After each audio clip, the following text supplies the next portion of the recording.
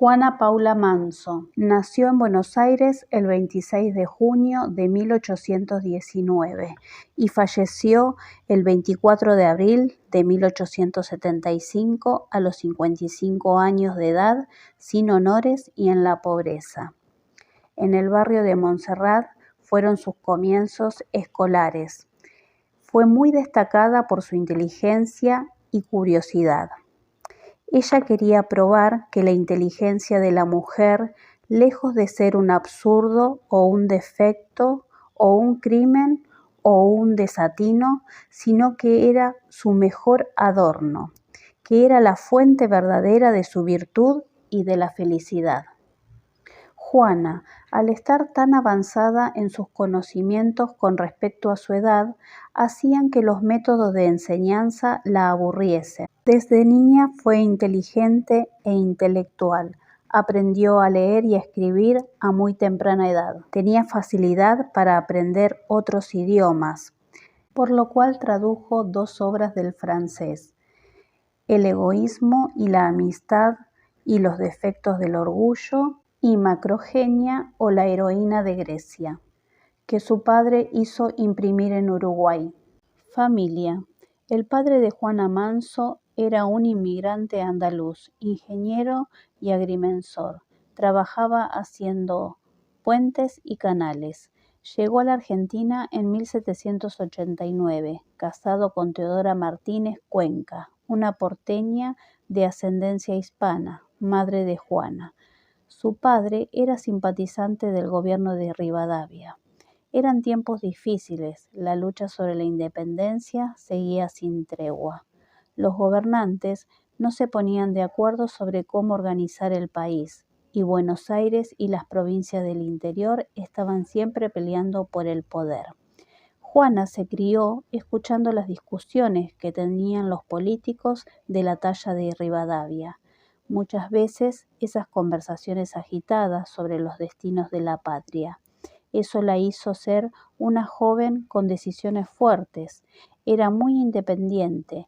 A temprana edad participaba de reuniones con escritores. Hablaban con ella de igual a igual, en una sociedad donde la voz femenina no era tomada en cuenta, porque era una época donde las mujeres tenían que ser sumisas, estar sujetas primero a sus padres y luego a sus esposos.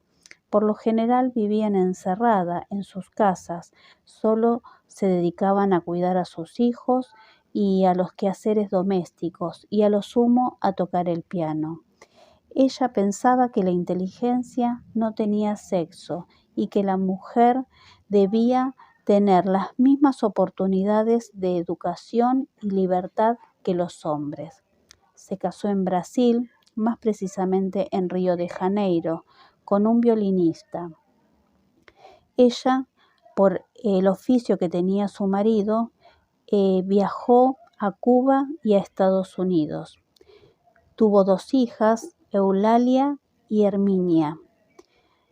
Cuando ella en 1859 vuelve a la Argentina, regresa solamente con sus 2 hijas, porque su marido en Brasil la abandona.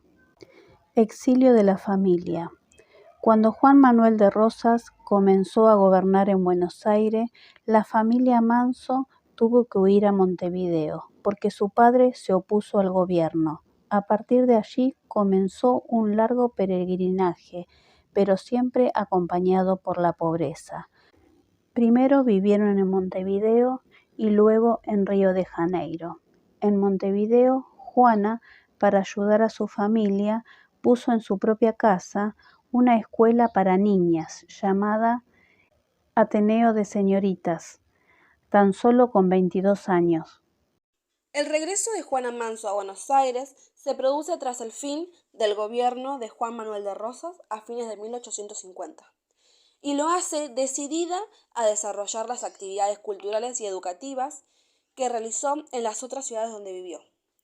A mediados de 1859 conoce a Domingo Faustino Sarmiento, de quien mi compañero va a hablar más adelante. La historia la suele evocar solo como una suerte de mano derecha de Sarmiento. Sin embargo, desarrolla una gran actividad e iniciativas propias, más allá de haber colaborado con el gran escritor, político y educador.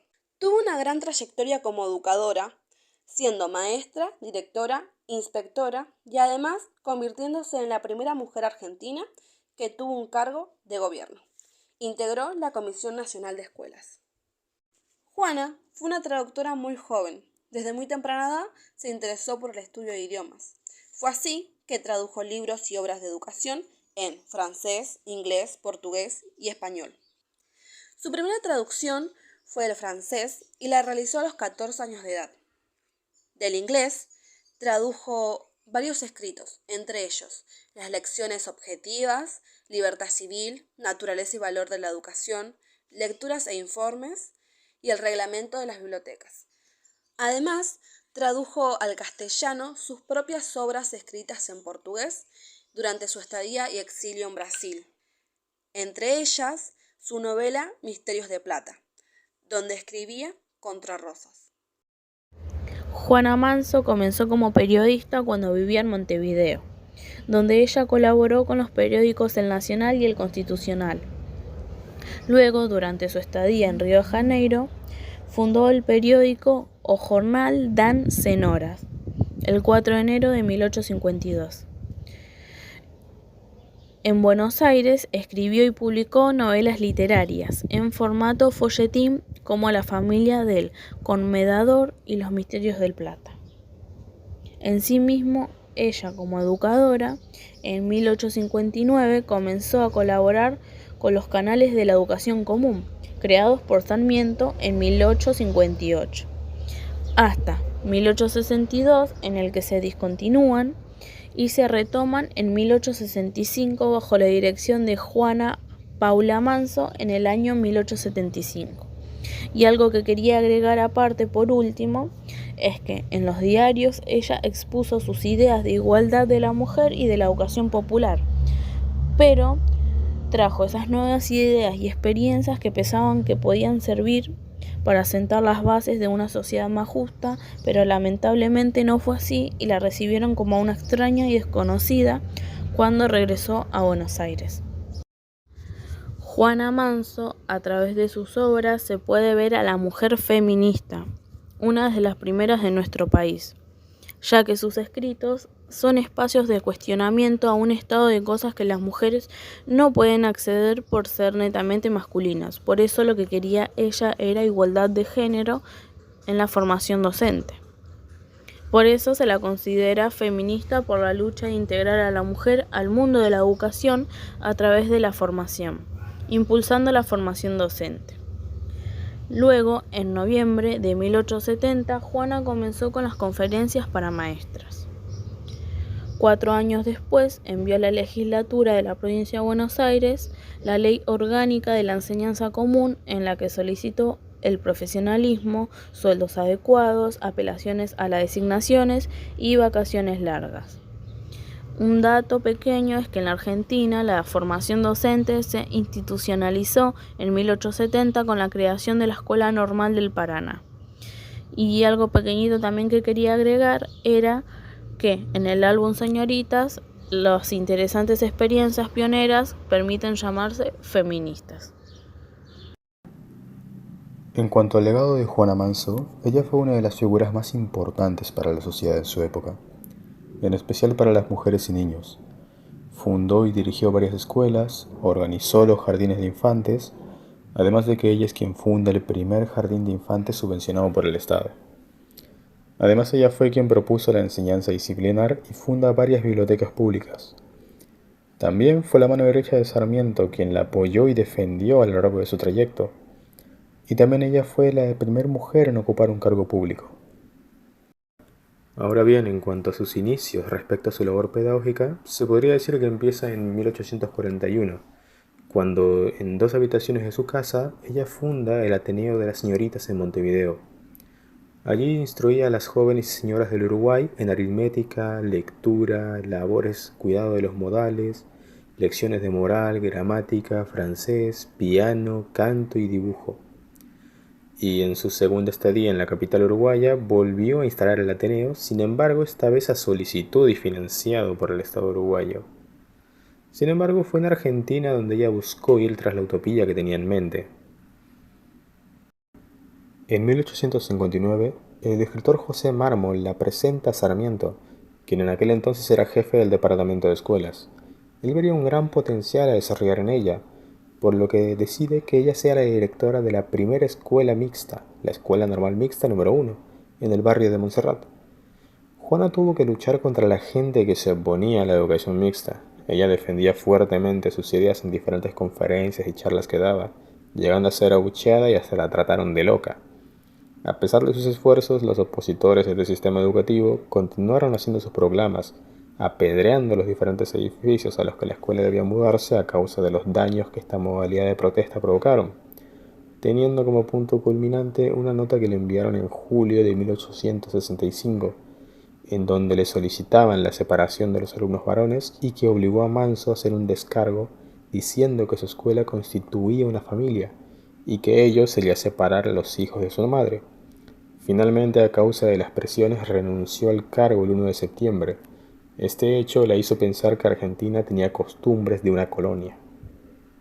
Los jardines de infantes. En 1870, con la colaboración de la educadora norteamericana Mary Mann, Juana Manso impulsó la creación y organización de los jardines de infantes.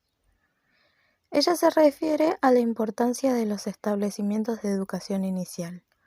Informa a los docentes las características de estos mismos y recomienda actividades musicales y de lectura para diversas actividades recreativas.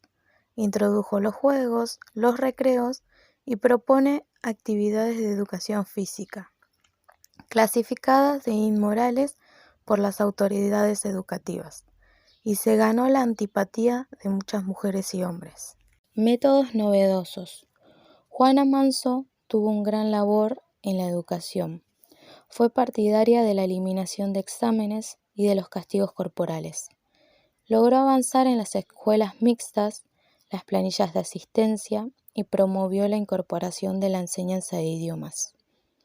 Escribió y publicó el Compendio de la Historia de las Provincias Unidas del Río de la Plata en 1862. Primer manual de historia con lenguaje sencillo para los primeros años de enseñanza. Sarmiento la nombró directora de una escuela para niños y niñas. Desde ese momento ella se dedicó totalmente a la educación. Enseñó y dirigió una escuela para ambos sexos. Desarrolló nuevos planes de estudio en varias escuelas, supervisó y mejoró la labor de los maestros, promovió la creación de jardines de infantes, creó bibliotecas populares y ofreció charlas. También tradujo obras de educación. Profesionalización docente. Juana Manso fue una gran militante y luchadora que promovió la profesionalización docente y la enseñanza disciplinar, entre tantos otros legados que dejó a la educación argentina. En 1869 se convirtió en la primera mujer en integrar el Departamento de Escuelas y 2 años después la Comisión Nacional de Escuelas, desde donde impulsa la creación de cooperadoras escolares y promueve el fin de las pedagogías basadas en el castigo, además de colaborar en la fundación de 30 establecimientos. Lucha por la profesionalización del magisterio. Piensa que la docencia debe acceder a cargos docentes y directivos a través de concursos por méritos y antecedentes, y no por designaciones arbitrarias ni favoritismos. En 1870 se institucionalizó la formación docente, con la creación de la Escuela Normal del Paraná. La Manso, como solían referirse a ella, inauguró las conferencias para maestras. Luego, en 1874, se atrevió a enviar a la legislatura de la provincia de Buenos Aires un proyecto de ley orgánica de la enseñanza común, en la que solicita el profesionalismo de la docencia, sueldos adecuados, vacaciones y eliminación de exámenes, entre otras cosas. Conferencias y más. Esta mujer daba conferencias cuando el espacio público era solamente para los hombres. Exigía libros y levantaba la voz para defenderse. Y fue la primera mujer que ocupó un alto cargo. Cuando en el 29 de mayo de 1871, el ministro Avellaneda la nombró para conformar la Comisión Nacional de Escuelas. Juana fue una precursora feminista y libre pensante. Ella pasa y deja semillas allí donde luego florecerán derechos y seguirán marchitando mandatos y estereotipos. A pesar de que su trabajo era a favor de los más desfavorecidos, no fue reconocida en su país e incluso fue agredida en alguna ocasión. Al fin de sus días, Juana, a pesar de sentirse débil y estar enferma, siguió enseñando a leer y a escribir a los niños que vivían en su humilde barrio hasta sus últimos días.